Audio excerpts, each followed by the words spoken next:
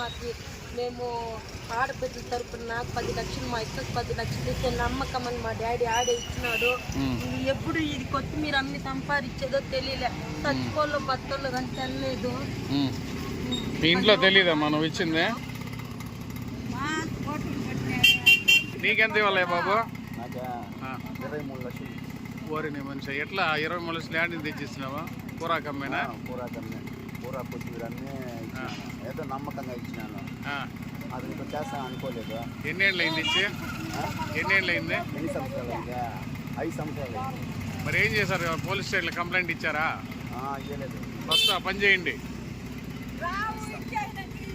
సుబ్రహ్మణ్యం నీకే 23 లక్షలు. లలిత నీకు 4 లక్షలు. నీకెన్ని లక్షలు? నాకు 10 లక్షలు. మా ఎత్తకి 20 లక్షలు. ఆ అమ్మకి ప్రాణంలో 3 రోజులు ఇంకా తిండి తినకుండా చచ్చిపోయింది కట్ట మీద పడి. ఏం చేసేది వాళ్ళకి ఇంకేం ఇట్లా సంపాదించేది కానీ లేదు. ఇంత నమ్మకం పెట్టుకొని ఇట్లా ముంచుతాడు అనుకోలేదు. భగవంతుడి మీద భారం వేసింటాం. ఫస్ట్ ఎందుకైనా మంచిది, మీరు ఎవరెవరు ఉన్నారమ్మా వాళ్ళు పోయేసిన పోలీస్ స్టేషన్లో కంప్లైంట్ ఇవ్వండి. కంప్లైంట్ ఇచ్చి మీ అమౌంట్ ఎంత ఇస్తే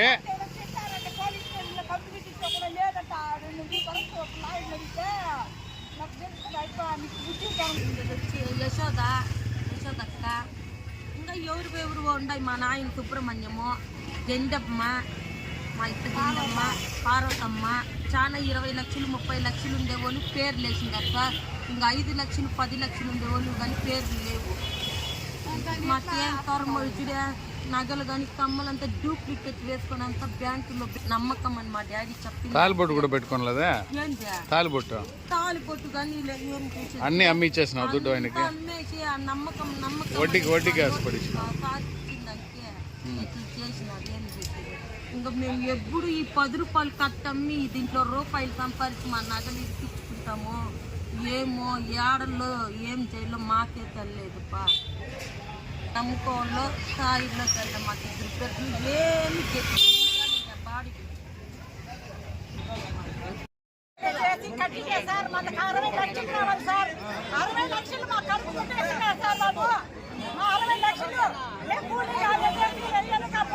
కష్టపడి కట్టించే డబ్బులు సార్. అదేమో చీటీ డబ్బులు వాళ్ళు నమ్ముకొని మమ్మల్ని మోసం చేసేది సార్. మాకు అందరూ న్యాయం చేయండి సార్. మాకు 60 లక్షలు సార్. మా కడుపు కొట్టేసారు సార్. కన్న బాధపడి మేము ఎదుక పొగలనుక కూలీ నాలి చేసినా సార్. మాది పాతికలపల్లి సార్. అడగండి సార్. మేము కష్టపడి కట్టిందామా డబ్బులు సార్. 60 లక్షలు సార్ మాకు రావాల్సింది. మాకు న్యాయం చేయండి సార్. మాకు న్యాయం చేయండి సార్. చీటీలే సార్. ఏమి సార్? చీటీలే సార్. 60 లక్షలు సార్. చీటీలే సార్.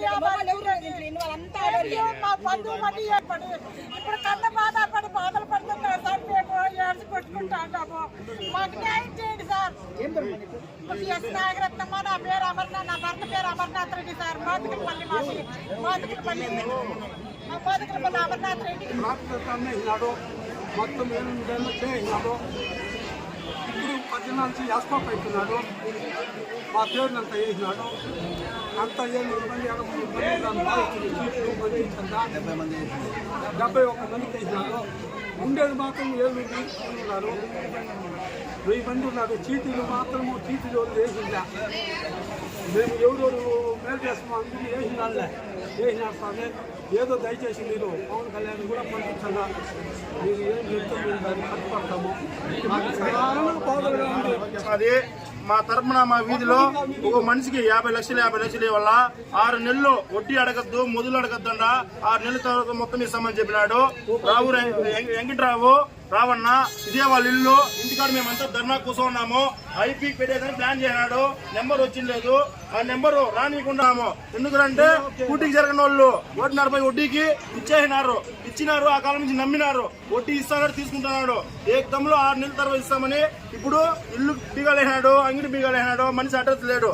దయచేసి గవర్నమెంట్ కోరుకుంటున్నాము మాకి మంచి జరగాలని. మాకంటే జనాలు నష్టపోతారు. అంటే నా ఒక్క నేను ఏమన్నా చెప్పగలుగుతాను. మా వీధి మొత్తము ఇచ్చినారు డబ్బులు. దాన్ని